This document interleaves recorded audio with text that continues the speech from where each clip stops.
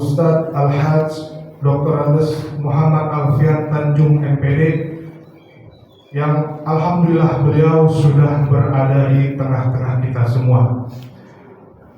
Insya Allah akan menyampaikan ilmunya kepada kita semua, dan mudah-mudahan apa yang disampaikan oleh guru kita bermanfaat dunia akhirat. Amin amin ya rabbal alamin. Kami selaku Sohibul Bait juga mengucapkan terima kasih jazakallah khair kepada para jemaah, bapak-bapak dan ibu-ibu dari Masjid As-Salam, kemudian dari Masjid Al-Muhajirin, kemudian dari Masjid Al-Mudasir, dan juga Masjid Haqqul Yakin, dan juga Masjid Al-Ghurabah yang sudah berada di tengah-tengah kita. Dan juga mohon maaf apabila penerimaan kami kurang berkenan, masih banyak yang kurang dari tempat maupun fasilitas. Untuk itu kami mohon dimaafkan apabila masih banyak kekurangan. Dan juga marilah kita sama-sama tanpa panjang kalam, kita langsung saja kita undang guru kita untuk mengisi tempat yang sudah disediakan. Kurang lebihnya kami mohon maaf. Hadanallahu wa iyyakum ajmain. Wa'afu bikum. Wassalamualaikum warahmatullahi wabarakatuh.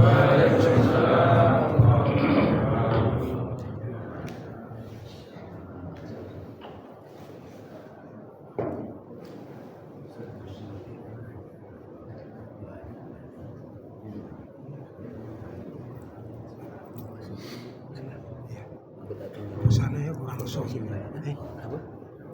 Kurang ke sana kan? Enggak ya.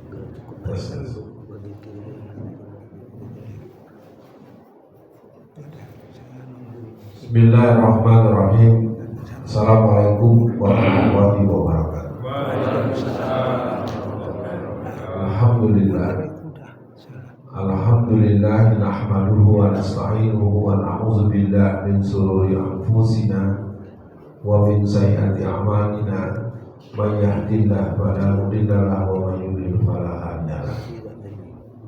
Asyhadu an la ilaha illallah wa asyhadu anna Muhammadan abduhu wa rasuluh.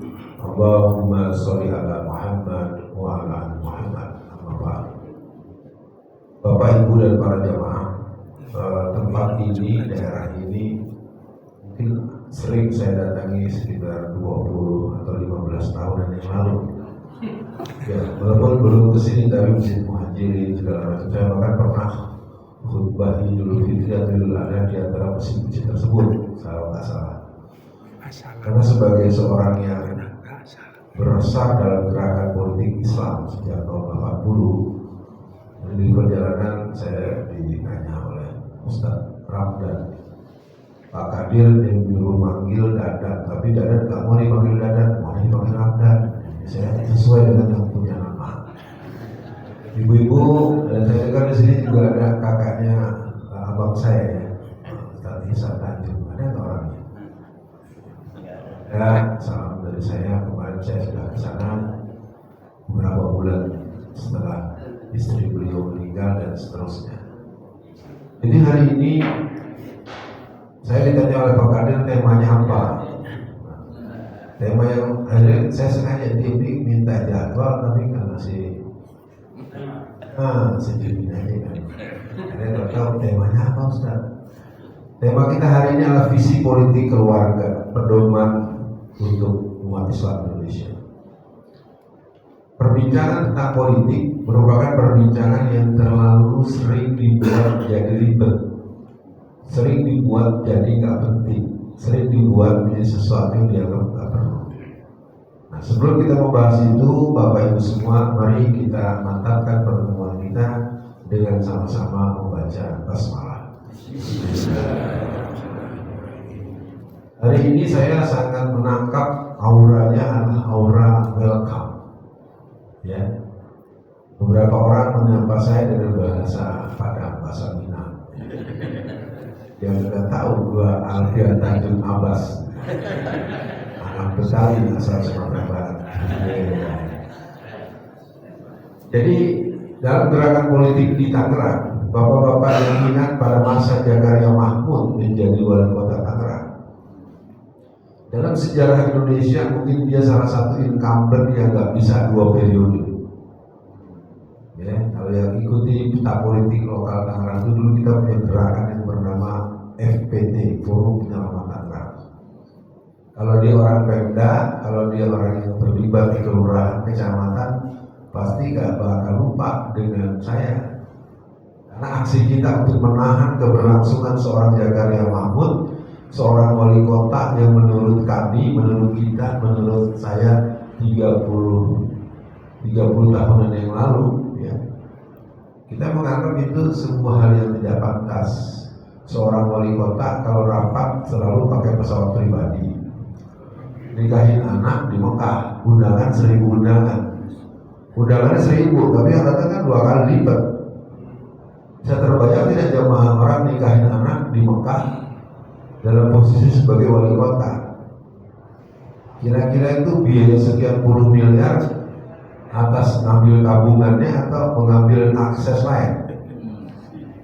Ya Pak Imam, ya, kita nggak mau sebut tapi nggak logis aja. Tanah kuburan disikat, ya.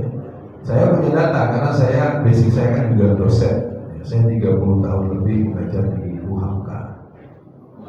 Jadi bapak-bapak ibu-ibu, saya orang yang memang bergerak di gerakan politik Islam tapi tidak dalam posisi praktis. Walaupun saya diketahui kader P3 dari tahun 82 sampai 2017, pemilu-pemilu yang dilalui saya akan lihat dulu. Ini yang paling harus ditinggikan oleh PKS. Ya, PKS sedang mendapat ujian yang cukup berat. Masyarakat kelihatannya terbawa dengan skenario musuh. Kesian PKS lagi dibagi, lagi dicek, kita ikut hijab. Tapi saya nggak bisa ngomong, nggak bisa ngebelain jauh karena cara PKS merespon menimbulkan orang jadi males gitu. Itu aja kalau dalam teori komunikasi politik. Saya udah jumpa dengan Ustaz Saihu, saya sudah maka ketika Ustaz Suswono sedikit ada slip of tongue, saya datang ke beliau. Maka salah satu episode video saya pun wawancara dengan beliau. Nah, jadi hari ini bapak-bapak ibu-ibu, satu kebanggaan saya sekaligus satu rasa miris saya. Perbincangan-perbincangan dengan tema apapun kita tidak akan pernah ketemu dengan the community of teenagers. Dari saya ke Aceh, saya ke Palembang, saya ke Medan, sampai ke Sorong, kumpulan kajian namanya subuh gabungan, ribuan orang isinya kongkong. Makanya waktu saya masih sempat agak intens di Jawa Tengah, itu tanggal 22 Juni 2022 kalau salah. Ya. Itu kita menyelenggarakan subuh gabungan remaja se-Solo Raya. Imamnya anak SMA kelas 3 namanya Alwi, jamaahnya remaja semua 1.300 orang. Kalau bahasa Betawinya saya tantang, tunjukin di mana ada subuh gabungan remaja. Kenapa saya lakukan di sana? Karena kebetulan saya punya kesempatan berinteraksi di sana. Maka dengan adanya pertemuan hari ini perlu kita pikirkan. Kalau subuh rame, ngomong nenek-nenek yang jalan miring-miring, termati bisa masuk surga. Ya, masuk surga itu jihad, masuk surga itu berjuang. Jadi ente dulu, nah ini kelemahan dalam perspektif politik. Tokoh-tokoh Islam itu baru kelihatan pembelaannya kepada Islam kalau udah pensiun. Waktu dia menjabat malah dia nangkepin ustaz. Polisi-polisi waktu punya jabatan nangkep namanya Mujahidin, Awaluddin, Syahruddin. Saya kan waktu ditangkap, saya 4 tahun di penjara kemarin. Ya, memang karena saya orang gerakan politik di penjara itu bukan kepengen, tapi memang dasar. Ya memang mereka yang kepengen saya di penjara. Saya tidak tahu, tadi saya dikasih tugas oleh Pak Kadir, ini pengajian kita sampai jam 8 gitu ya. Ini pertanyaannya buat Bang Ramdan, ini dikasih makan pagi kan orang-orang. Kalau jam 8 kan biasanya bisa kacau ini ya. Disediakan dulu dengan sholat sunat suruh, itu diterusin tanya jawab bagaimana. Ya kita sepantasnya aja lah. Jadi waktu suruh kita nambah, kalau kata Ustaz Abdul Somad kemarin saya jumpa dan membersama beliau di Semarang, kalau dengar bunyi waktu suruh jangan langsung sholat, tambahin kalau bahasa dia 12 menit. Kalau kata Ustaz Abdul Somad, tapi banyak orang nyebutnya 15. Justru kalau ada sholatnya pas bunyi masuk waktu, justru jadinya yang menjadi salah. Kan nggak ada subuh ba'da subuh ya. Jadi masuknya ba'da subuh gitu.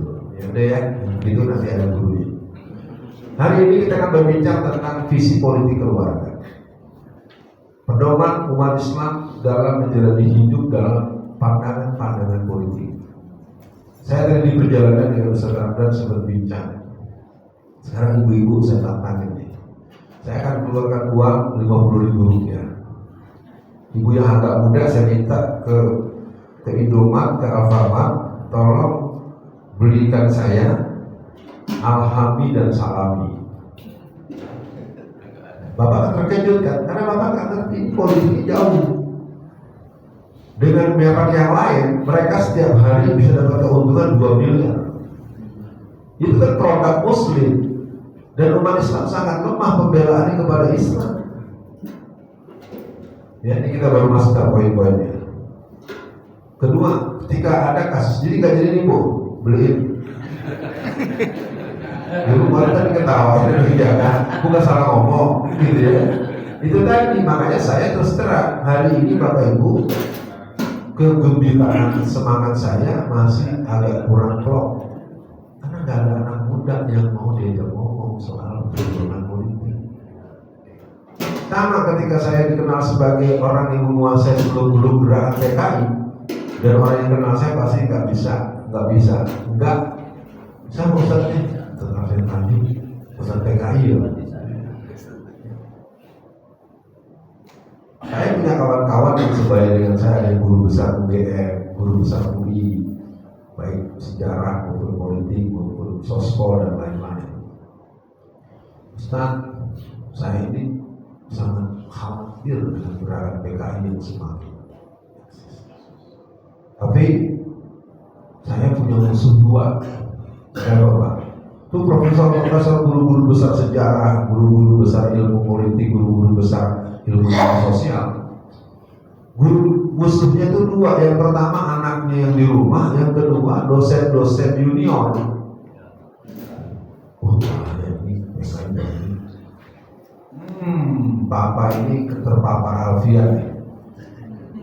Jadi terus terang saya ingin katakan Bapak Ibu sekalian, justru di Jalan Haji Mencong Tangerang itulah bersemayam seorang Rifka Cintani. Dialah yang menulis buku Aku Bangga Jadi Anak PKI, terbit tahun 2002. Pada bulan September 2005 terbit kembali buku yang berjudul Anak PKI Masuk Parlemen. Karena kalau saya buat pertanyaan, ketika orang menulis Aku Bangga Jadi Anak PKI, itu dia bangga sebagai anak PKI atau bangga sebagai PKI? Sebentar. Anak itu bangga sebagai anak PKI atau bangga sebagai PKI? Bisa dua-duanya. Psikologi anak akan punya kebanggaan seperti saya. Ibu saya tahun 70-an, dia kan terakhir pensiun tanggal 17 September 1997. Sejak kecil tahun 70-an saya sudah SD ya. Dan Ustaz kayaknya sama saya duaan Ramdan nih. Saya cucunya baru mau 7 gitu ya. Udah berduaan tinggal nunggu mati doang gitu ya. Bintang bulan Masudi Palu Arit PKI. Nah itu nyanyian yang terngiang-ngiang di telinga saya ketika zaman saya kecil.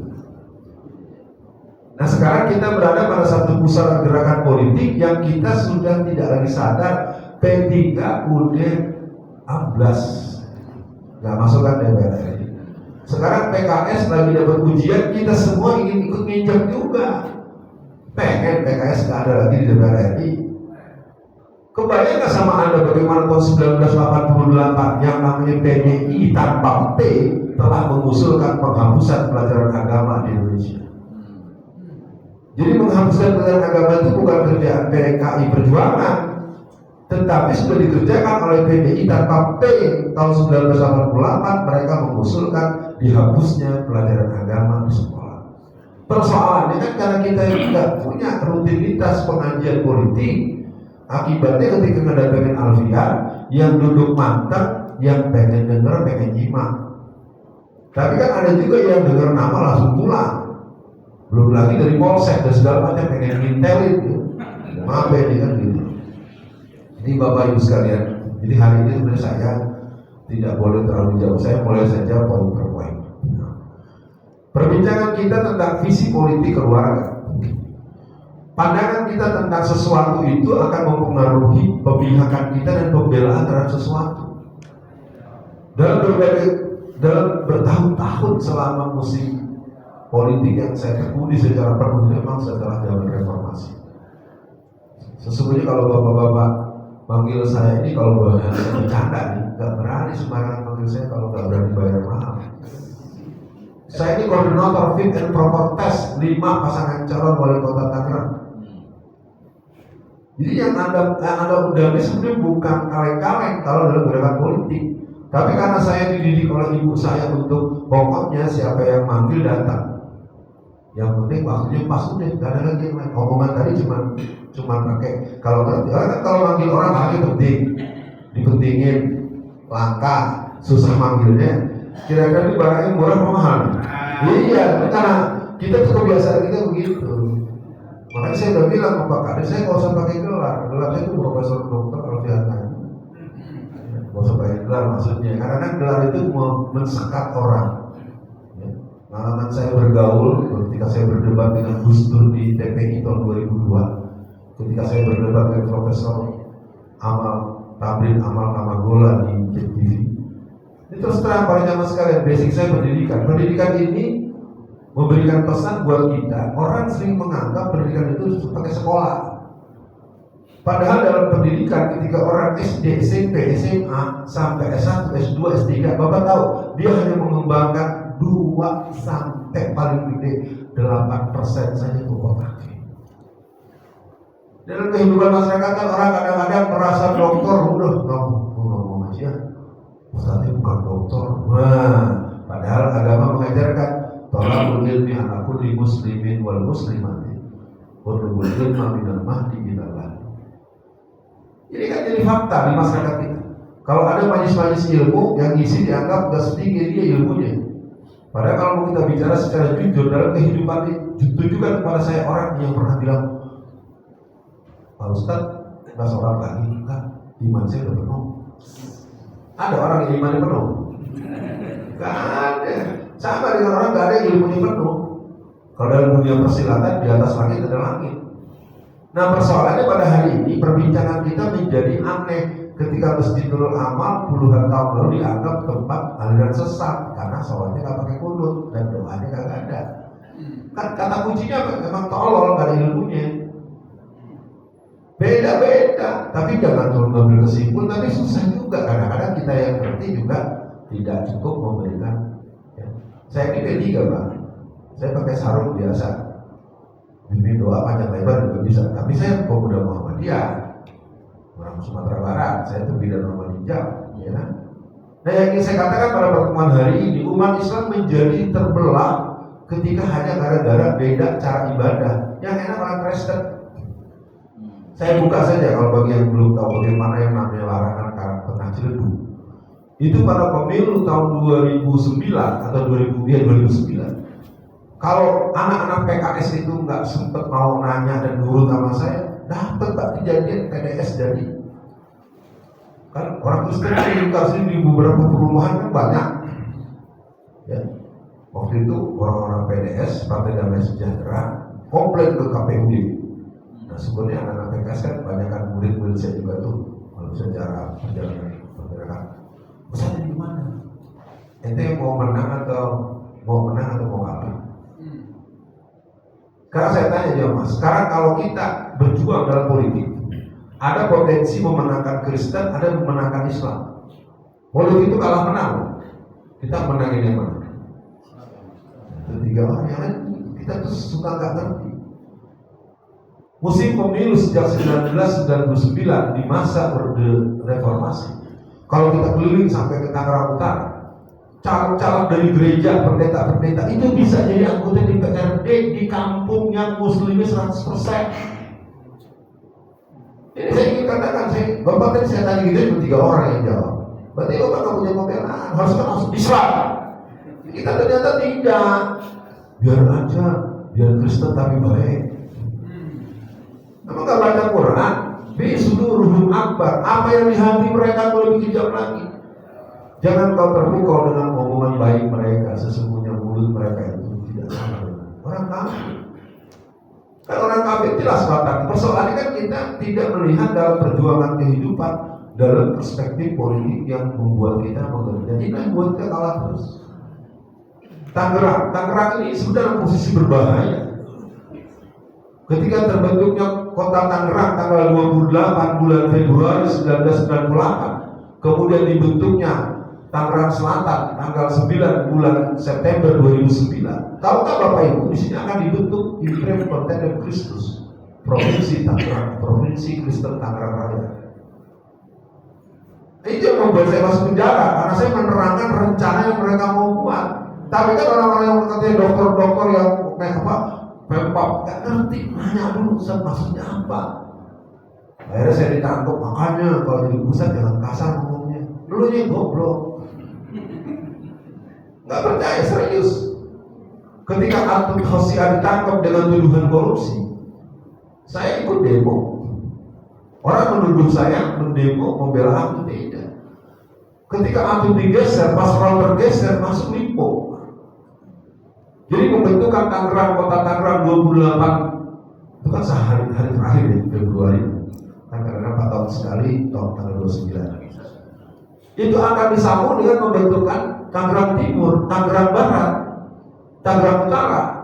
Nah, dalam sistem tata negara kita, dalam undang-undang kita, apabila satu daerah ada 5 kota, 7 kota kabupaten meminta dibentuknya provinsi baru, akan dibentuk. Nah, kita akan mengerti pemekaran kota kabupaten itu strategi terbesar, strategi gerakan Kristen. Kita anggap biasa. Karena apa? Kita nggak punya pandangan politik dalam perspektif filsafat politik dan hidden mission politik. Kenapa? Karena kita menganggap berpolitik itu jahat, kotor, jorok, dan banyak terpengaruh. Mau kemana? Mau ini mah? Jangan politik. Politik itu adalah ilmu. Kalau ilmu itu sama dengan senjata. Man behind the gun, man behind the knowledge. Begitu. Nah, karena pandangan-pandangan politik begitu sering dijelek-jelekin, akhirnya orang tak ada yang mau. Jadi jangan heran jadi anggota DPR cuma tukang parkir, jadi tukang sopir angkot. Dan saya paham orang saya di Tangerang 45 tahun. Gak mungkin saya diangkat jadi koordinator fit and proper test kalau saya nggak paham tentang politik Tangerang, kota Tangerang. Cuman kan di masyarakat itu orang tidak laku kalau terlalu idealis. Saya bukan terlalu normal aja sih. Nah, jadi hari ini kita coba masuk bagian pertama, keluarga dan politik. Islam memberikan pelajaran bagaimana berkeluarga. Berkeluarga itu harus dalam dimensi dunia dan akhirat. Ini mungkin bagian yang tidak nyaman di hati saya, karena secara jujur tidak ada di kita yang sebenar-benarnya menjadi keluarga yang sakinah mawaddah. Yang boleh saya katakan seolah-olah sakinah mawaddah. Bapak boleh bilang bahagia, saya ingin katakan bohong. Hari ini siapa yang akan bisa berbahagia di rumah? Ternyata berapa kali saya datang ke pengajian ibu-ibu sampai nangis. Nah kan di Tangerang ini kan dulu udah jadi mubarak, saya SMA kelas 2. Kalau ilmu saya dibawa Ramdan. Lu kan ini syariah. Kalau saya kan kitabnya kitab putih atau kitab kuning. Beda kan? Aku menangis dulu. Mereka tuh panggil saya Kak Alfian. Karena saya ke anak-anak tahun 8 bulan panggil saya kakak. Kak Alfian ikut gak sama muridnya si Fulana.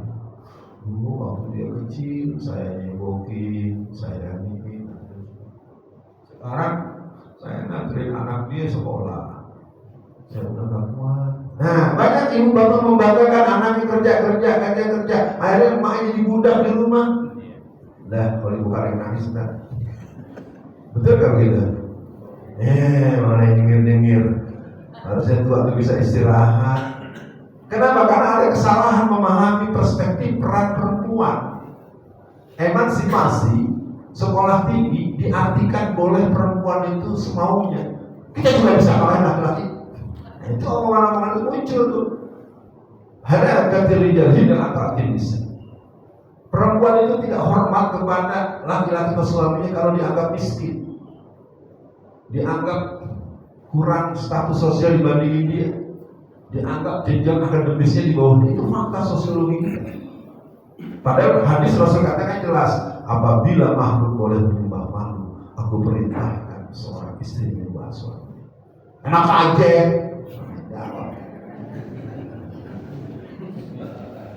Jadi saya tidak sedang bergurau. Saya melihat penyakit pertama memang dari rumah.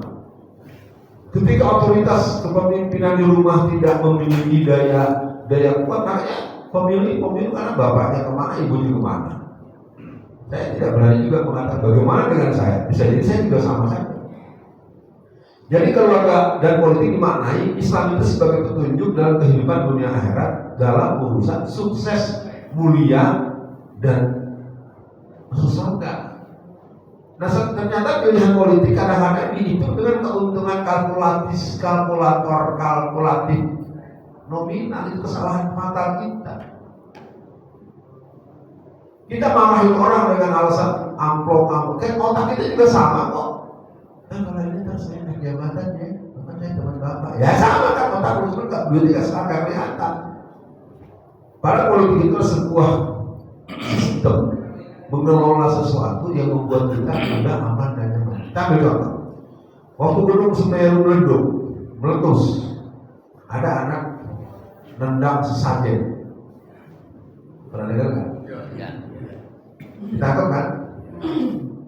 Sekarang kalau wali kotanya atau kapolresnya atau kapolseknya atau gubernurnya agamanya baik, mengerti hakikat bahayanya muslim, kira-kira anak itu ditangkap boleh kasih hadiah? Kasih hadiah itu kan persoalan politik. Ya.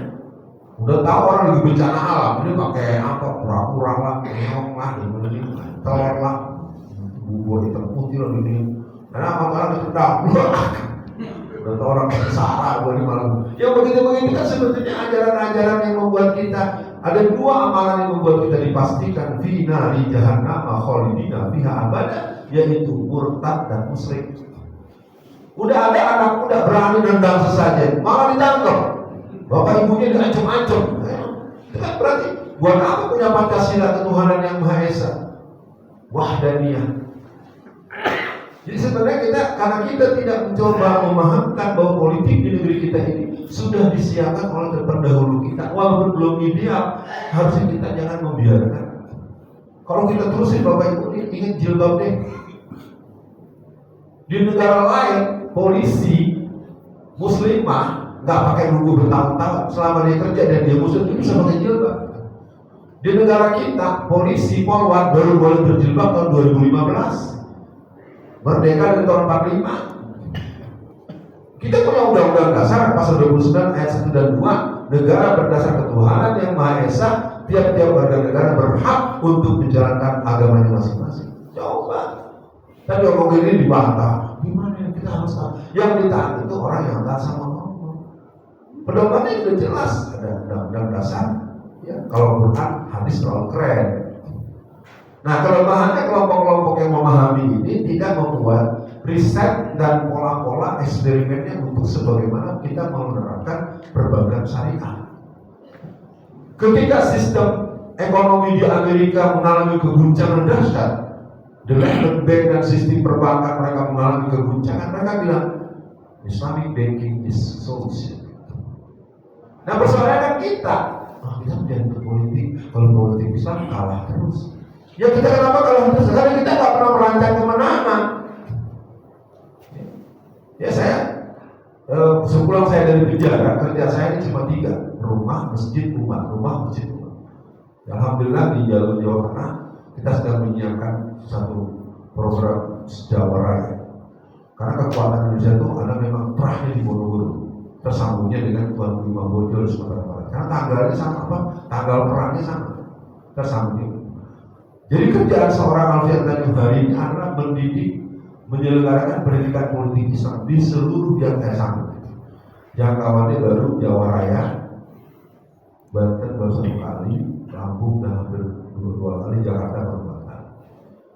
Ketika saya coba gelarkan di masyarakat, pada menganggap, wah, saya ngapain? Mau ngajak, mau nyalak nggak juga, apa enggak juga, tapi begitu. Nah, udah dididik, dikasih ilmu segala macam. Kalau udah mau pulang, nggak ada yang berangkat pulang, Bang, karena belum dikasih duit. Nah, rusak, masyarakat itu rusak. Dapat ilmu, dapat wawasan, udah dapat makan, tempat enak, adem, ya makan enak, dapat ilmu, mau bubar nungguin di amplopin. Ya memang begitu, otaknya emang udah ini, software udah koplak, rusak. Jadi berpolitik itu sama dengan nyalak itu sama dengan kaya itu sama dengan keren. Jadi jangan heran diarah ke BSD, menuju kemana BSD? Betul, jangan. Itu ada sebuah, saya kawan di dulu, Mbak, kesian itu pengurus perguruan Islam. Muridnya 2000, punya tanah luas untuk bikin masjid. Sebelum masjid dibangun, ini anak-anak sekolah numpang di masjid masyarakat, nggak ada masalah. Jadi masalah ketika mau dibangun masjid, ternyata dilarang. Yang membuat larangan itu laporan dari anggota DPRD, namanya nama Islam, partainya bukan partai Islam, dia yang mengatakan tidak boleh masjid dibangun. Kenapa? Karena dia dapat guncian dari developer untuk jangan sampai ada masjid di sini. Saya tahu dari mana? Saya kan isi di kajian itu pada keluh pimpinan yayasan. Tetapi jadi anggota dewan bukan belain masyarakat. Bapak Ibu tahu yang namanya Tangerang Raya, mohon maaf saya ulang lagi, menuju Pamulang kan? Bapak kesana, yang mana kemarin kemarin Pak, tuh tangan itu. Yang mana? Bapak bilang kesana, dia bilang kesana. Yang mana yang mana coba? Yang benar mana kalau ke Pamulang? Sono, benar ya? Ini bukan soal lucu-lucuan. Dari Pamulang Tangerang Selatan sampai Tanjung Kain Tangerang Utara. Walaupun sekarang orang mendengar gempar-gemurnya Bapak saya Didu yang kita banggakan, saya udah terakhir dari dulu dan sekarang 88% sertifikat tanah Tangerang Raya sudah tanah Cina. Silakan periksa. Saya udah bayar dengan penjara 4 tahun dan sidang saya apa? Exception terima. Kalau Anda yang ngerti proses hukum dalam sebuah persidangan, kalau orang dituduh melakukan kesalahan tertentu dengan pasal tertentu, kemudian disidang dan eksepsi diterima, berarti dia harus tapi gak bebas juga. Emang Cina gak pengen. Jadi negara kita ini bahaya banget. Makanya saya tanya nih yang ngomong habis ini gak ngajak perang, gak nyari minyak angin. Maksudnya jangan tersinggung. Gimana setelah hari ini, setelah Ramadan, bisa gak kita rencanakan pendidikan politik Islam khusus beberapa masjid? Pesertanya syaratnya apa? Umur 17 tahun sampai 40 tahun. Bapak-bapak yang mengikuti umurnya kalau mengikut jadi peninjau. Syaratnya sama? Enggak, syaratnya sama. Tepat waktu, sepenuh waktu, sepenuh hari. Supaya cukuplah dari jam 7 pagi sampai jam maghrib. Kita kalau tidak bisa melakukan percepatan membuat penyadaran politik, kita akan kalah lagi, gak siap lagi. Kerja kecil saya selama kemarin pemilu, saya tidak punya uang, saya bukan orang yang bernama, tapi alhamdulillah ada beberapa akses yang bisa. Di antaranya apa? Saya memberikan uang kepada caleg. Kepikiran nggak sama bapak kasih sumbangan buat caleg? Oh, kita kan kalau caleg minta duit dulu. Ayo, aku aja. Kalau ada caleg datang, suruh mau mesin, gitu kan? Saya ingin katakan kenapa orang-orang yang maju jadi legislatif ketika dia nggak berani lagi datang ke sini. Jangan dibilang dia jahat, itu takut. Pertanyaan saya kok gampang ibu-ibu bapak saya. Kita kan sering nuduh nih, misalnya Ramdan nyalon jadi, terus gak berani lagi datang. Pertanyaan saya sederhana, emangnya anggota DPR atau gajiannya tiap hari? Itu kesalahan kita juga kesalahan dia juga waktu awal. Paham gak Pak? Bu? Nanti juga marah. Jadi lupa. Ini takut dari sini. nyuruh sebelum jadi nyumbang 10 juta. Kalau udah jadi nyumbang 10 juta lagi apakah masa segini? Itulah yang membuatnya anggota legislatif itu banyak berkolaborasi dengan para germo, dengan bandar judol segala macam. Karena kita juga, kenapa? Karena kita nggak mengerti fungsi politik, fungsi artikulasi, fungsi aspirasi, dan fungsi polisi. Kita nggak ngerti. Apa yang saya ingin katakan? Membeli penderitaan jangka panjang dengan harga murah. Jangan salahkan anak-anak, jangan salahkan orang-orang kampung. Jangan nuduh-nuduh tokoh dan pemimpin. Di Cilegon kemarin, pemilu kemarin, Cilegon itu ada anggota calon DPRD dari PKS. Catat ya, saya bukan PKS. Saya ingin bicara sebagai orang yang punya komitmen dengan perjuangan politik Islam. Di satu desa, daerahnya jauh dari pusat air bersih, tidak ada akses PDAM. Terbayang nggak Bapak Ibu kalau ada satu komunitas masyarakat yang banyak, tidak ada akses link PDAM, daerahnya sulit air, bukan maksud orang Padang, air susah gitu. Kira-kira kalau disediain air masyarakat senang nggak? Senang banget, bahkan itu si calon dari awal juga nggak mau pakai bohong-bohongan. Ini saya siapkan jet pump, super jet pump yang harganya 60 juta. Disiapin osbak buat ngirimin air, buat masak, buat wudhu, buat mandi. Total dia habis 600 juta. Perjanjian di sekitar tahun 2022 atau 2021 akhir. Dengan ini disediakan saya bernama Fulan bin Fulan menyatakan menyiapkan semua fasilitas menyiapkan air bersih di kelurahan ini. Dengan ini nanti pada masa pemilihan saya akan dipilih oleh masyarakat. Boleh nggak begitu? Boleh, fair kan? Tapi apa yang terjadi ketika menjelang pencoblosan cuma dikasih duit 100.000 sama PDIP berbalik semua. Coba kalau Anda menganggap Anda menuduh tokoh ini khianat, oke, salah, saya nggak akan bela. Tapi kalau masyarakat khianat, salah tidak? Salah juga. Jangan semua perbuatan salah. Kalau yang salah ini dianggap salah. Contoh Pak Suswono, dia saya tidak benar kan? Dia telah mengatakan sesuatu salah, kesalahan. Tapi kalau Ahok menyengajakan salah, beda dong. Ada orang ngomong, lu itu salah lu. Terus dia mau diapain? Mau dihukum juga? Yang mau dilakukan itu kan banyak juga tuh. Laporin ke polisi, tangkap. Tapi gak jalan. Orang itu salah Pak. Saya gak bilang dia benar. Tapi kemudian dia, saya salah. Terus dia bilang minta maaf. Walaupun resikonya akibatnya yang milih jadi berkurang, apa dia harus ditangkap? Halo? Enggak, makanya kita lucu. Yang jelas-jelas salah menurut si Ahok, kalau enggak ada aksi besar-besaran berjilid-jilid, enggak ditangkap. Dasar Cina. Cina itu adalah makhluk istimewa, super istimewa di negeri ini. Dia bisa mengambil keperawanan anak kampung orang. Yang ditangkap kalau bapaknya anaknya diperkosa. Yang merekam-rekam seluruh dunia. Saya dalam penjara itu bertemu betul dengan kasus itu. Ibu-ibu baru tahu. Nah, karena umat Islam tidak mempunyai pandangan politik yang membela kepentingan Islam. Makanya kalau kita Islam ini kan kita udah sholat tadi nih. Inna sholati wa nusuki wa mahyaya wa mamati lillahi rabbil alamin. Kalau kita mengaku muslim tapi tidak berpartai Islam dan tidak berjuang untuk Islam, berarti ente agama cuma di masjid doang, di luar ente bukan Islam lagi. Mana kalau ngomongin gitu, iya otak lu sekuler. Saya tidak bisa meneruskan omongannya akan menimbulkan ketersinggungan. Akibatnya kita mayoritas kayak tadi, alhamdulillah salami aja terbunuh. Untung aja orang Madura berani.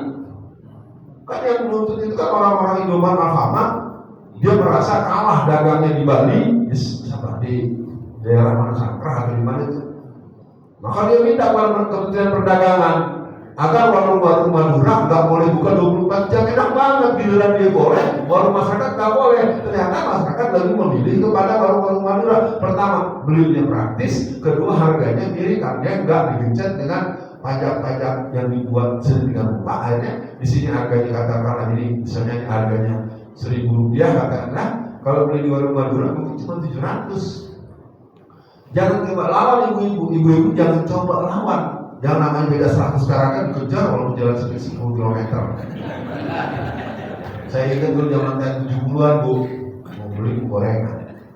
Bu tahu gorengan tuh? Majar. Saya kalau ini ketawa. Tahun 70-an kemudian mak saya. Ini Ci, ini gorengannya bagus tapi juga jebol. Kalau ini mahal tapi penampakannya jelek. Ibu-ibu tuh kalau ke pasar selalu nyari barang yang lebih murah dari walaupun barang yang sama. Dan untuk ketemu jalan yang lebih murah ini bisa jalan lebih dari 2 jam. Makanya bapak kalau nemenin ibu di pasar pasti kakinya pegel. Betul. Udah besok aja ibu-ibu gimana dia ngomong. Saya kadang suka ketawa itu. Ya, dia beli sesuatu ini harganya cuma 60.000. Dia jalan ke toko sebelah berapa? 59.500. Berarti sebelah sana lebih murah lagi. Kita mau juga 59.000. Wah. Akhirnya dia ngomong pasar tuh 2 jam. Sepanjang jalan 2 jam itu makan bakso udah 2 kali, makan es campur 2 kali. Cuma kasih selisih 100 perak, habisnya 70.000. Ibu keren. Saya mau tanya sama ibu, bapak-bapak dia, bener nggak aku begitu Bu? Ibu itu kalau nyari barang murah, kata dia lupa, ini dengan begitu. Baik kalau kita bandingin antara ibu-ibu pribumi sama ibu-ibu Cina.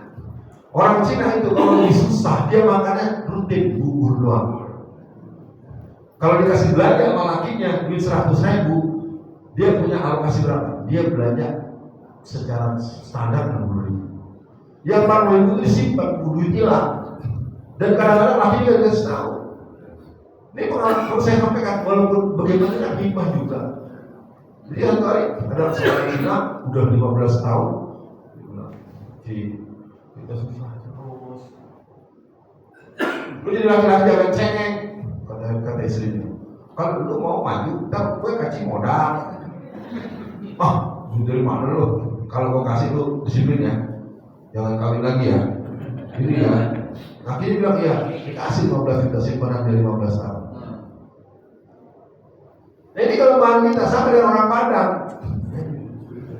Orang tidak mengerti orang Padang itu dituduh pelit. Saya sebagai orang yang asli Sumatera Barat, ibu saya cantik, bapak saya tinggi, saya tepi dan orang itu. Orang Padang itu wataknya tidak mau jadi pengemis. Anda akan menuduh dia pelit ketika dia hidupnya pas-pasan. Tapi kalau dia sudah punya kemampuan, Anda mendekati siapa berbahaya disepakati. Wardah itu untuk COVID cuma 40M.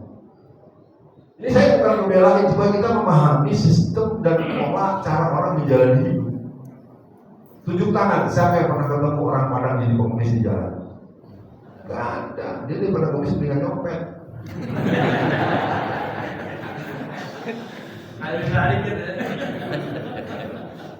Deh, kalau baca hadis ini kan ngeri. Barang siapa orang yang hidupnya meminta-minta, nanti di hari akhirat Allah akan. Kalau nyolong kan memang maling, salah. Ya, jadi saya bercanda, tapi kan benar-benar ada orang Padang nggak ada yang ngemiskan, nggak ada, nggak ada. Dia udah ada ilmunya, tapi nyopet juga ya nggak jadi ini karena mereka dipesanin untuk selalu sholat di bawah. Jadi ada manjatullah. Nah, kita akan sampai kepada pandangan terhadap dunia. Sebenarnya kenapa kita tidak pernah punya keberanian memilih partai Islam? Karena kita tidak melihat dunia ini dari perspektif pertanggungjawaban yang komprehensif. Yang salah bukan bapak-bapak ini, yang salah adalah orang-orang kita yang dirusak dengan pola berpikir Islam yes, partai Islam no, sekuler. Ini supaya nggak mengulang balik. Saya ini sekarang wakil ketua umum masuk di bidang ideologi dan dakwah. Saya nggak ngajak bapak-bapak ikut, saya nggak mau ngajak. Kalau ngajak kan ujung-ujungnya kemana-mana minta ongkosin, di cabang minta sewain gedung. Udah tahu saya. Ya, mungkin bapak ibu akan tahu bahwa saya orang yang tidak pernah menampilkan simbol-simbol Masyumi. Tapi saya wakil ketua umum bidang ideologi dan dakwah. Saya sudah peduli Indonesia, saya sudah ketemu. Ya nanti kalau sudah sah dan logonya kembali, logonya kayak Kameng Primo. Udah tahu yang bisa ngalahin PKI cuma Masyumi sama Kartosuwiryo. Oh iya, Kartosuwiryo itu penjahat sama pahlawan. Kalian nanti belajar sejarah lagi loh. nggak ngerti sejarah. Karena Presiden itu tidak pernah memerangi umat Islam dan tidak pernah berontak. Dia berkonfrontasinya dengan Soekarno. Usah membahas Mitra yang Ando, yang usah teroris. Iya, karena kita ini ternyata jadi orang Islam tapi nggak ngerti sejarah perjuangan umat Islam. Nah, nanti kalau ada yang nanya kita kasih batas waktu aja. Yang pertama, dunia ini bersifat sementara. Nah, kalau orang jamaah tabligh gitu ya, dunia sementara, akhirat selamanya. Gitu.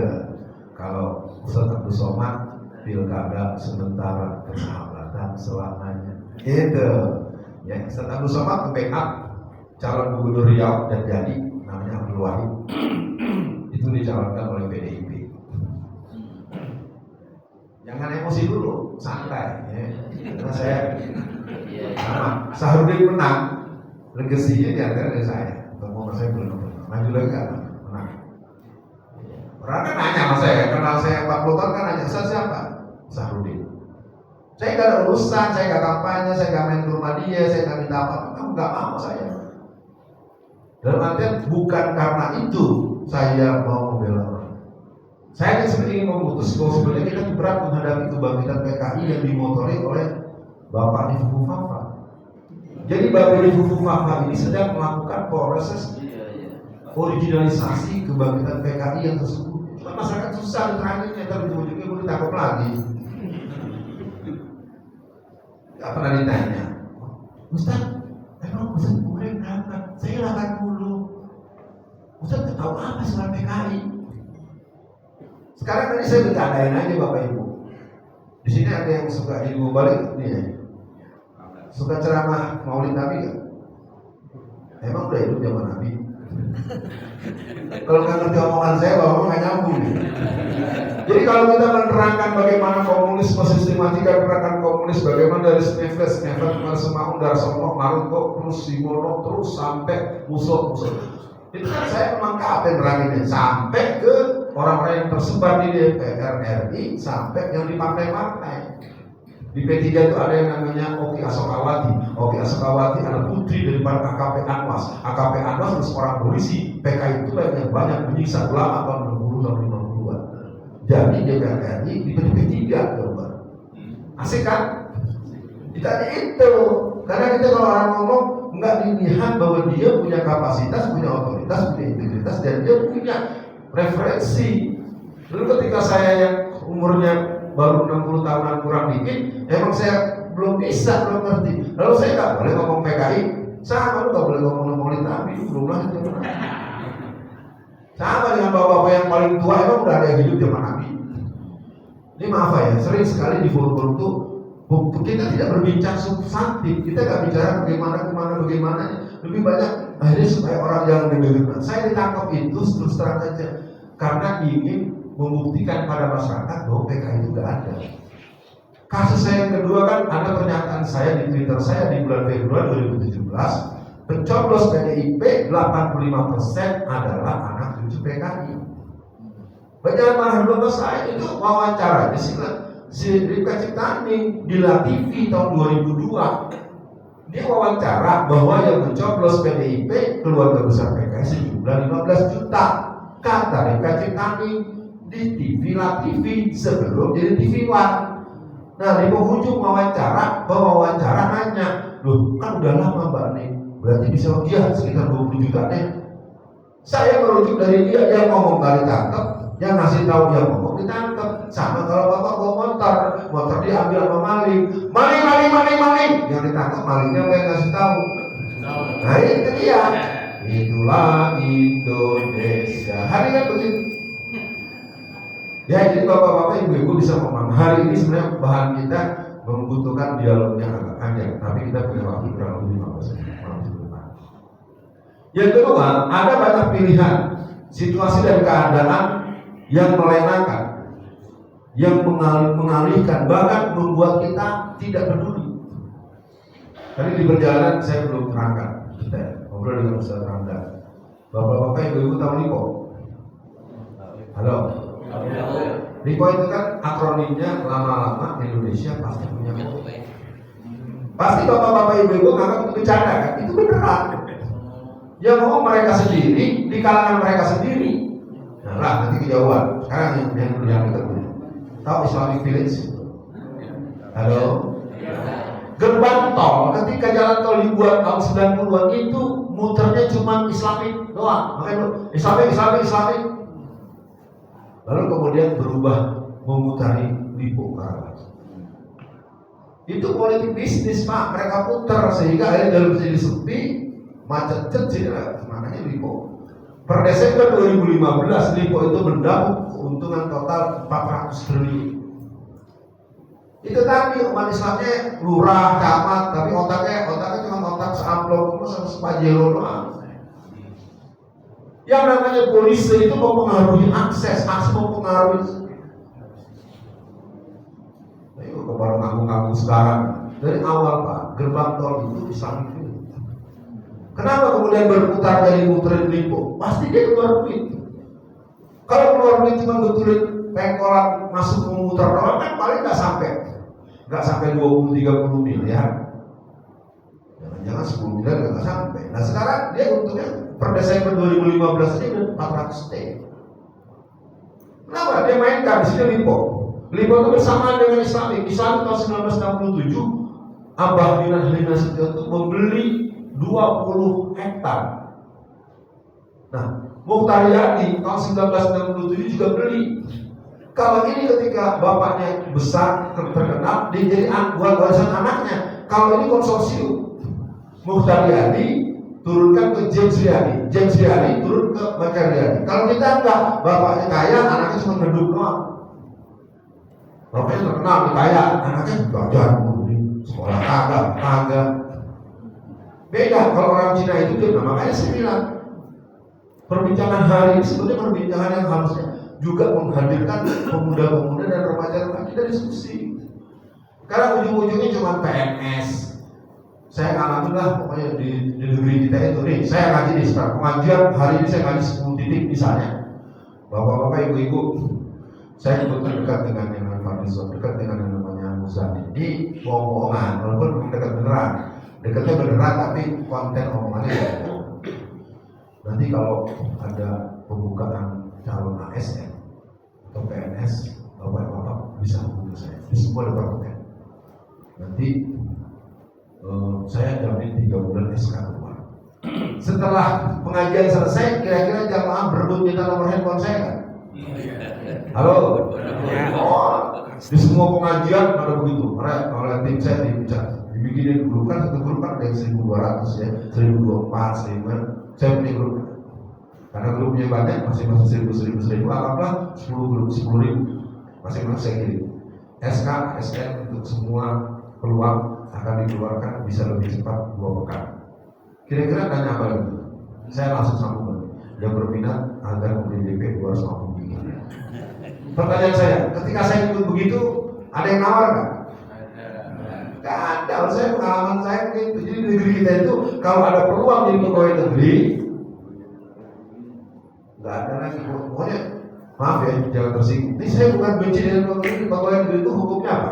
Mubah, boleh. Karena gara-gara pernah jadi pegawai negeri, nggak boleh tersinggung pada berubah. Jangan. Saya ingin mengatakan peran-peran ekonomi, peran-peran itu di banyak tempat. Kalau sekarang kita menjadi pegawai negeri, yang namanya pegawai secara logika kehidupan gak bakal kaya. Sebutlah antum gajian sebulan 100 juta. Kapan kayanya gajian kalau jujur? Kalau yang kayak polisi cuma polsek itu paling top gaji sebulan nggak lebih dari 10 juta. Tapi rumahnya kayak istana. Kan di belakang jadi ada rendernya, ada ininya ya begitu. Oh, Ustaz, bilang aja sekarang juga ada partai coklat. Ya saya kan ditangkap kan karena polisi lapor polisi. Bukan masyarakat yang nggak suka Pak. Jadi polisi lapor ke polisi. Maka Alfian ditangkap. Coba gimana nggak gila negara ini? Ya memang ada undang-undang yang dibuat, peraturan dibuat. Jadi Alfian ngomong gini, polisi, Alfian kita tangkap aja. Gitu kalau mau tahu. Di negeri ini udah diurus dengan seenaknya. Anak narkoba saja yang ngedipnya 60 kali Pak. Ini itu wakil presiden Bapak tuh. Ya. Dalam ilmu kesehatan, kalau orang normal itu ngedip 1 menit paling banyak 20 kali. Ini si buku Fafa ngedipnya 60 kali. Kalau kajian anak-anak yang terpapar narkoba dosis tinggi itu termasuk dosis tinggi. Yang ngomong bukan saya, yang ngomong Dokter Tifa, Indra Giri. Persoalannya kan kita orang bisa begitu, tapi tidak ada yang berani. Kan kita ambil contoh pemilihan ketua RW, kan politik juga tuh. Ya misalnya calon ketua RW, calon ketua RW. Bapak rajin sholat, tapi anak bapak yang satu narkoba dibawa-bawa. Bapak istri selingkuh sholat. Walaupun bapak ini soleh baik, pemilihan ketua RW, kira-kira masyarakat yang udah tahu kelakuan istri dan anak pilih dia nggak? Nah, kenapa? Untuk apa sih dia? Kayak itu lucu kan, logika sederhana. Untuk tingkat yang paling kecil saja, yang tingkat RW, diketahui anaknya begini, istrinya begini, paham Pak ya? Bohongan Pak. Maksudnya jangan bapak, saya bukan kan? Supaya orang mempunyai pemahaman sederhana logika politik kita. Sekarang kenapa tidak tertolak? Karena dimainkan oleh buzzer, dimainkan seolah-olah. Kenapa saya hari-hari ini juga karena kerjaan Pak Karim. Pak Karim ngapain usul-usul itu aja orang tampangnya enggak ada juga yang cemberut, ada yang pulang, ya enggak apa-apa nih. Udah 5 menit lagi mungkin ada yang mau feedback sedikit daripada saya pulang di gerdekin. Kalau dibahas masih banyak nih baru bisa lebih banyak. Nanti kita bukan 2016, 2020. Kalau saya kejatuhan sendiri kan kayak enak gaji gitu ya. Jadi gini aja, saya masih simpulkan dulu. Sebenarnya pembicaraan kita ingin kita arahkan nanti. Kita lanjut pandangan terhadap dunia. Terus bagaimana sikap politik keluarga muslim. Saya juga dipahami materi saya sebenarnya materi keren, cuma memang kan nggak bisa dibatasin cuma dengan waktu suruh yang nanti tambah 15 menit, gitu kan? Bukan waktunya yang salah, materinya yang belum dibutuhkan.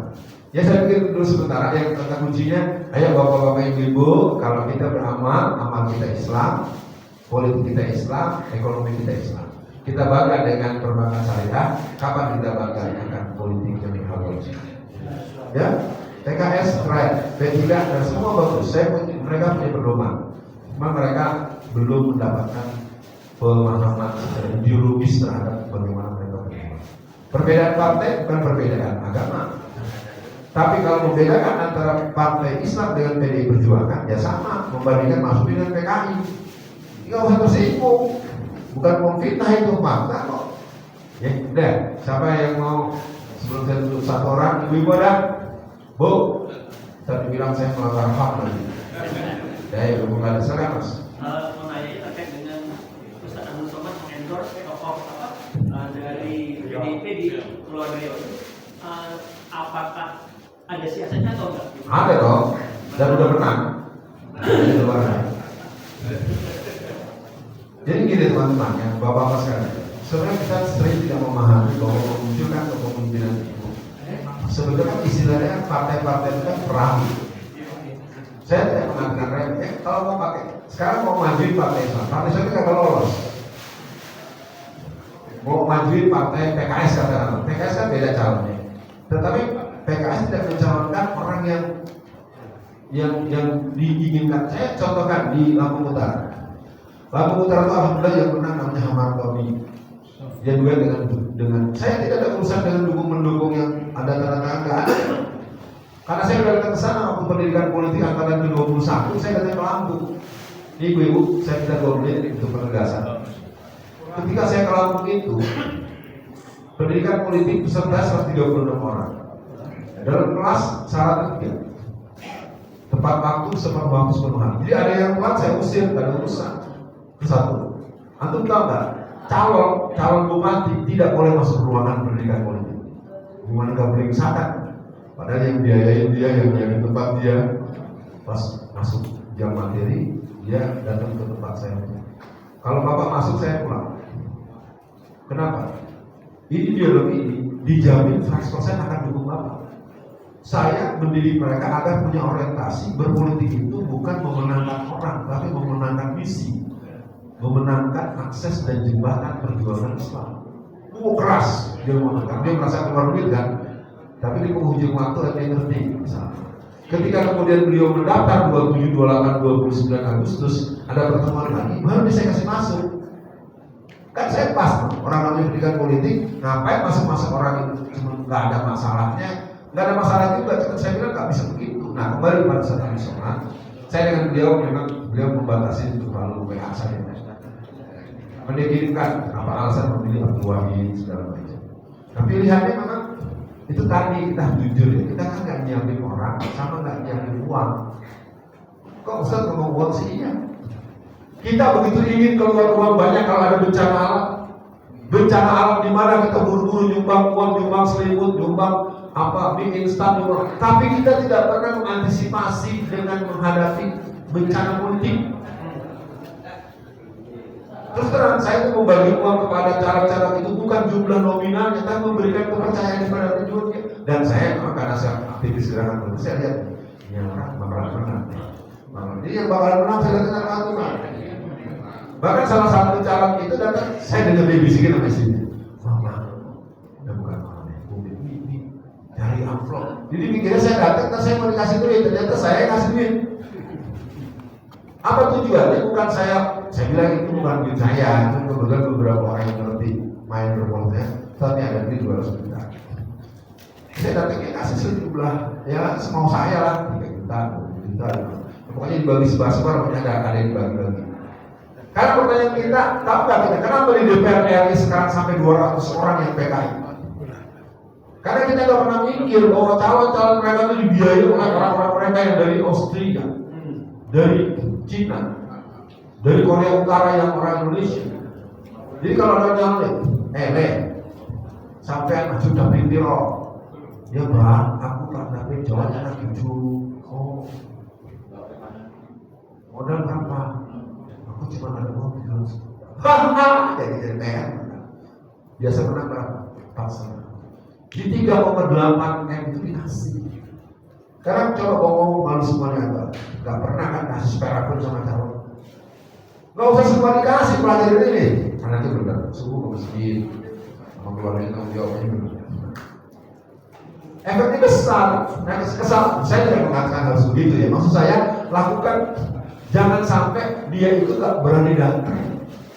Saya bukan membelain, kasih tahu kan Bapak Ibu sekalian biar ngerti kenapa cara-cara yang pernah datang ke masjid kita lalu nyumbang sejumlah uang, ketika jadi dia tidak berani datang.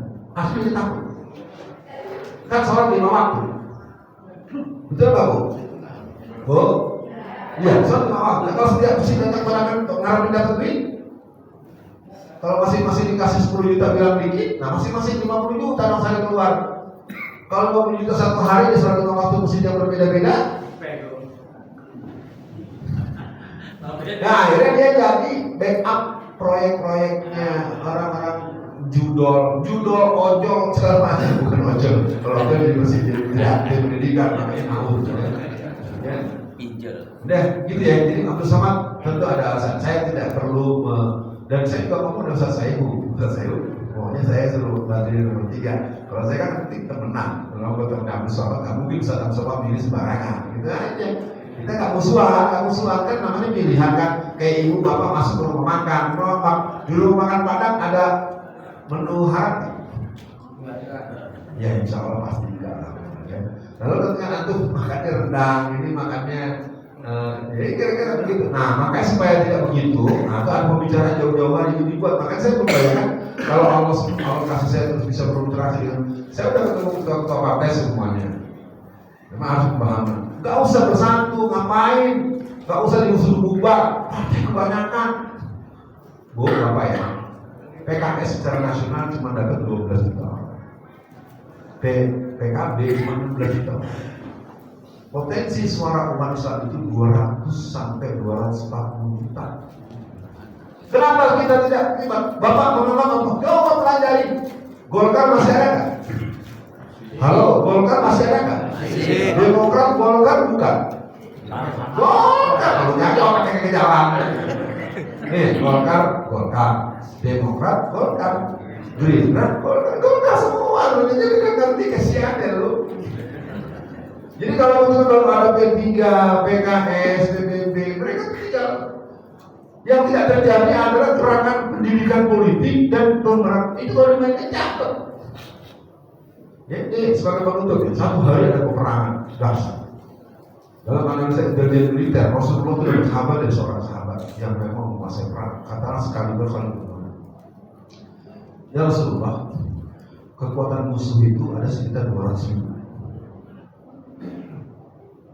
Mohon arahan. Nah, ternyata Rasulullah itu membuat satu strategi perang. Membuat dengan strategi 8-7 komandan 1, komandan 2, komandan 3, komandan 4 sampai komandan 8. Setiap komandan dipanggil satu-satu gerak atau terpisah. Komandan 3 kamu sini. Siapkan 30.000 orang. Tapi kalau ini kan dia tahu musuh 200.000 kan, tapi nggak berani ngomong. Yes, sama komandan. Komandan 5 komplain, ya Rasulullah, musuh kita 200.000. Masa cuma suruh bilang 30? Kamu ini dipimpin sama saya apa kamu yang pimpin saya? Siap. Sekarang kita lihat 30 kali 8. 3 kali 8 berapa? 40. Dengan pasukan musuh.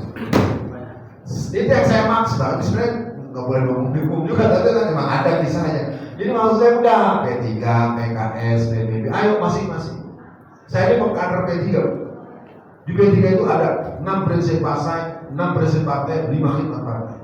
Kenapa P3 curang-curang? Yang mimpinnya orang yang nggak pernah diketahui ke P3-annya. Habis reformasi, tahu-tahu sekretnya Yunus Yospian, tentara. Enak banget. Kita yang merintis, sama juga nih ketuanya yang orang Banten. Siapa dia? Kita nggak kenal dia dari dulu. Karena apa? Karena kaya. Kebiasaan kita gitu kan, ngasih pimpinan pada orang kaya, walaupun dia kagak urusan dengan urusan kita. Udah panjang ya. Udah menang Ustadz Abdul Wahid. Selamat. Teman saya Pak Edi Rahmayadi kalah karena memang kalah sama kalah kencang. Termasuk Banten. Banten ini menurut seluruh survei itu yang menang Edi. Ya. Tetapi camat lurah dipanggil oleh polisi, diancam semua. Kalau macam-macam sprinting, tangkap.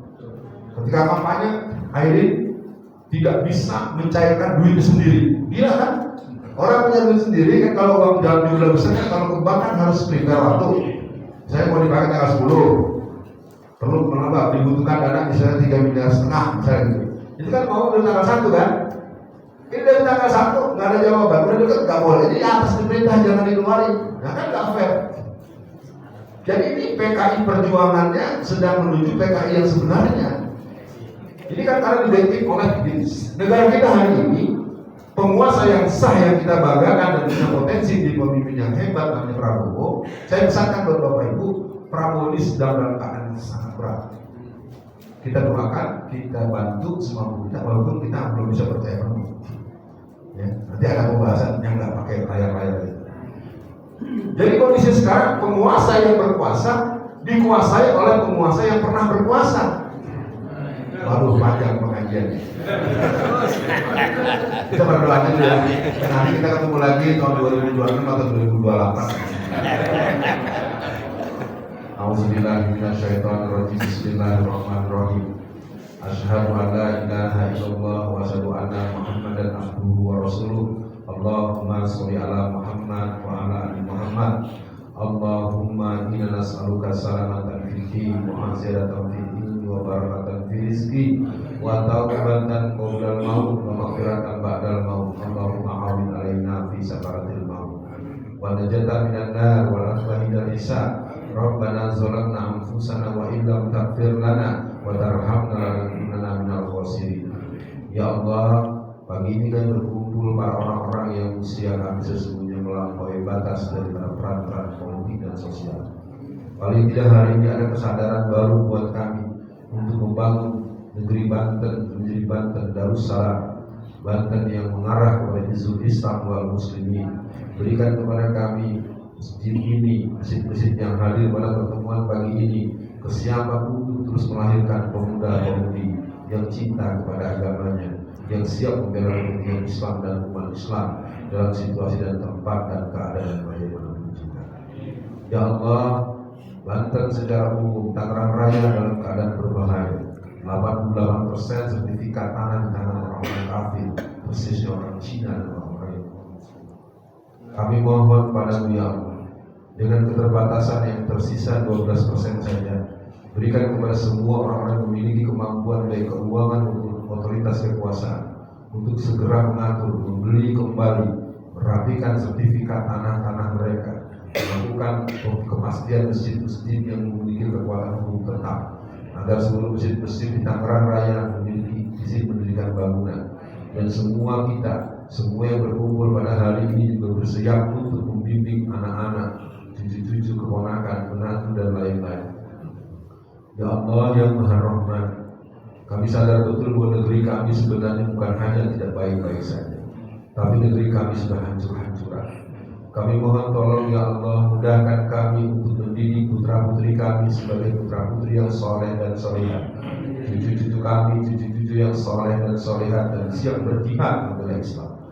Allahumma alif baina qulubina wa aslih zata bainana wa ihdinas subulas salam minaz zulumati ilan nur wa jannibnal fawahisa ma zuhara minha wa ma batan wa barik lana fi asma'ina wa absarina wa qulubina wa azwajina wa zurriyatina innaka antat tawwabur rahim.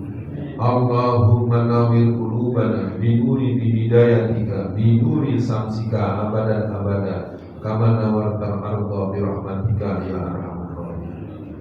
Ya Allah, dalam doa kami pagi ini kami doakan untuk saudara kami yang ada di Palestina, saudara kami yang ada di Gaza, yang ada di Rafah, di Haifa, di Ramallah, dataran tinggi Golan dan di berbagai titik-titik di Palestina. Berikan kekuatan mereka dengan segala keterbatasan yang mereka punya. Kami tahu betul penderitaan masyarakat di Gaza begitu berat. Rumah-rumah mereka sudah banyak yang mungkin di atas 60% yang rata dengan tanah. Kami mohon tolong pada ya Allah, termasuk umat Islam di seluruh dunia yang lain. Kami juga memohon tolong Indonesia ini agar tetap menjaga diri bagaimana beratnya masyarakat yang terkena dengan imbas PIK dan kaum muslimin yang ada di Batam, di Rempang, Parelangkala. Ada 30.000 titik tempat-tempat yang dicaplok oleh orang-orang Cina dengan atas nama proyek strategis nasional. Berikan keberanian pada Pak Prabowo untuk mengarahkan seluruh potensi-potensi perlawanan. Berikan ulama-ulama yang pernah membersamai beliau agar tetap bersabar dan mengingatkan komitmen-komitmen mengembalikan Indonesia bagaimana tertuang dalam buku paradoks.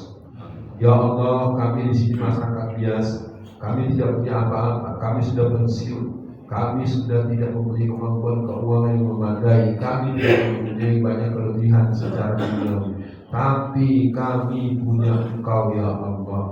Kami punya Engkau ya Allah. Kami memiliki Engkau yang maha segala maha. Rabbi aini wa la tu'in alayya, wansurni wa la tansur alayya, wamkurli wa la tamkur alayya, wahdini hudali wansurni ala man bagha alayya. Rabbi ij'alni laka zakara laka rahaba laka mitwa laka mubita ilaka rohamu. Ya Allah, tolonglah kami, jangan kau tolong orang yang akan mencelakai. Lindungilah kami ya Allah. Hasbunallah wa ni'mal wakil, ni'mal maula wa ni'mal nasir. Hasbunallah wa ni'mal wakil, ni'mal maula wa ni'mal nasir. Hasbunallah wa ni'mal wakil, ni'mal maula wa ni'mal nasir. Rabbana atina fid dunya hasanah wa fil akhirati hasanah wa qina adzabannar. Amin ya rabbal alamin. Mungkin bapak-bapak ibu-ibu ada yang kurang berkenan dengan menjadi doa bersama, ya tersambung aja lah ya, karena bagaimanapun kekuatan kita tinggal hanya kepada Allah saja. Yang lainnya udah susah, mengkhianat di mana-mana, pakai sorban berkhianat, ambil anak hebat berkhianat. Kita begitu berharap pada Bapak Haikal menempuh jalan sendiri. Ya kita tidak juga mau lebih jauh, karena itu bisa terjadi pada saya juga, Mas Renal Sembilan. Saya mohon maaf Bapak Ibu sekalian, jangan lupa lihat channelnya Ustaz Alfian Ganjung biar lebih jauh pandangan-pandangan perspektifnya. Assalamualaikum warahmatullahi wabarakatuh.